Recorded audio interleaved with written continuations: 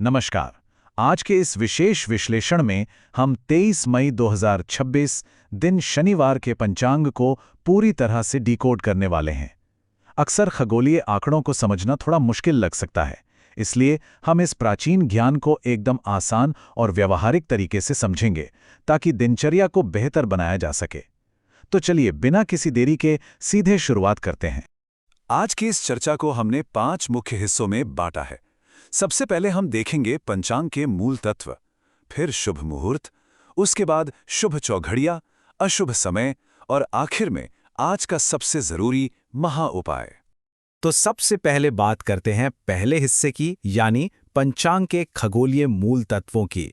सुबह के समय आसमान में होने वाले बदलावों को समझना वाकई दिलचस्प है। ध्यान दीजिएगा, तिथि सुबह 10:08 तक सप्तमी है और ठीक उसके बाद अष्टमी शुरू हो जाएगी। नक्षत्र की बात करें तो सुबह 7:18 तक अश्लेषा रहेगा और उसके बाद मघा नक्षत्र का प्रभाव शुरू होगा। और योग भी सुबह 11:17 पर ध्रुव से व्याघात में बदल रहा है, यानी दिन की शुरुआत में ही ब्रह्मांडीय ऊर्जाएं तेजी से अपनी जगह बदल रही हैं। अब यहाँ एक बेहद जरूरी चेतावनी है। भद्रा, जिसे विष्टिकरण भी कहते हैं, सुबह 10:08 से लेकर रात 9:30 तक भूलोक यानी हमारी पृथ्वी पर सक्रिय है। प्राचीन ज्ञान के अनुसार इस समय को बिल्कुल भी अनुकूल नहीं माना गया है, तो इस बड़े समय चक्र के दौरान किसी भी नए और बड़े काम की शुरुआत करने से सख्ती से बचना चाहिए। ग्रहों की स्थिति पर नजर डालें तो सूर्य वृषभ राशि और कृत्तिका नक्षत्र में विराजमान है, जहां सूर्योदय सुबह 5:26 पर होगा। लेकिन सबसे खास बात चंद्रमा की चाल की है। सुबह 7:17 पर चंद्रमा कर्क राशि से निकलकर सिंह राशि में प्रवेश कर रहे हैं। इसका सीधा सा मतलब यह है कि आज के पूरे दिन का राशिफल सुबह 7:17 के बाद सिंह राशि के आधार पर ही देखा जाना चाहिए। चलिए आगे बढ़ते हैं दूसरे हिस्से पर, शुभ और विशेष मुहूर्त, जहां हम दिन की सकारात्मक ऊर्जाओं को समझेंगे। दिन के पहले भाग में हमारे पास सकारात्मक ऊर्जा के ये 3 मुख्य बिंदु हैं। शुरुआत होती है सुबह 4:03 पर ब्रह्म मुहूर्त से, उसके बाद 11:50 पर अभिजीत मुहूर्त और फिर दोपहर 2:35 पर विजय मुहूर्त आता है। ये दिन के पहले हिस्से के सबसे बेहतरीन समय है और ये टाइम स्लॉट्स हमें साफ साफ बताते हैं कि किस समय कौन सा काम करना सबसे अच्छा रहेगा। ब्रह्म मुहूर्त विद्यार्थियों की पढ़ाई, करियर पर फोकस करने या ध्यान लगाने के लिए सबसे श्रेष्ठ है। अभिजीत मुहूर्त किसी भी महत्वपूर्ण काम की शुरुआत के लिए बेहतरीन है, बस संबंधित व्यक्ति की चंद्र राशि का ध्यान जरूर रखना चाहिए। वहीं दूसरी तरफ विजय मुहूर्त कानूनी दस्तावेजों और मुकदमों जैसी चीजों में लाभ के लिए बेहद अनुकूल माना जाता है। सुबह और दोपहर के बाद अब शाम और रात की लय को भी समझ लेते हैं। सूर्यास्त से लेकर आधी रात तक 3 मुख्य समय आते हैं। शाम 6:57 पर गोधूली बेला, शाम 7:09 पर प्रदोष काल और रात 11:57 पर निशीत काल। इन तीनों समय के अपने सख्त नियम हैं, जिन्हें अपनाना बहुत फायदेमंद होता है। गोधूली बेला में घर में झाड़ू लगाना, भोजन करना या सोना सख्त वर्जित है। ऐसा करने से देवी लक्ष्मी नाराज हो सकती हैं। इसके ठीक बाद आने वाला प्रदोष काल घर में दीप जलाने और आरती के लिए एकदम सटीक है। और आखिर में निशीत काल, जो आधी रात की विशेष प्रार्थनाओं और तंत्र मंत्र की साधनाओं के लिए पूरी तरह समर्पित होता है। अब आते हैं तीसरे हिस्से पर, जो है आज के शुभ चौघड़िया का समय। यहां एक दिलचस्प संतुलन समझने वाला है।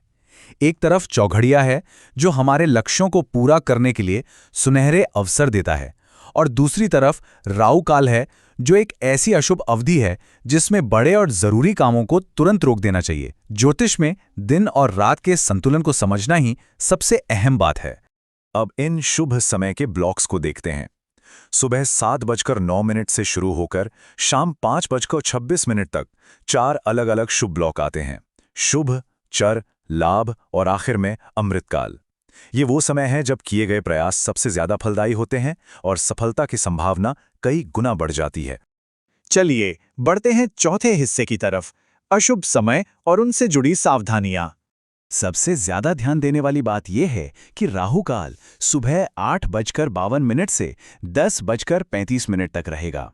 इस अवधि में किसी भी तरह के शुभ काम को पूरी तरह से रोक देना चाहिए, क्योंकि ये समय नई शुरुआत के लिए बिल्कुल भी अनुकूल नहीं है। इसके अलावा सुबह 5:26 से 7:09 तक गुलिक काल का भी ध्यान रखना चाहिए। सफर से जुड़ी एक छोटी पर बेहद जरूरी जानकारी। आज दिशाशूल पूर्व दिशा में है। इसका सीधा सा मतलब यह है कि आज के दिन किसी भी खास या जरूरी काम के लिए पूर्व दिशा में यात्रा करने से बचना चाहिए। और दिन की अच्छी शुरुआत के लिए एक बहुत ही आसान और प्रैक्टिकल टिप आज के लिए शुभ खाद्य के रूप में अदरक को बताया गया है। किसी भी अहम काम के लिए निकलने से पहले अदरक का एक छोटा सा टुकड़ा खा लेने से उस काम में सफलता मिलने के चांसेस काफी बढ़ जाते हैं। है ना कितना आसान? अब एक और बहुत ही दिलचस्प कॉन्सेप्ट समझते हैं, अग्निवास। आज सूर्योदय से लेकर पूरी रात तक अग्निवास पृथ्वी पर ही स्थित है।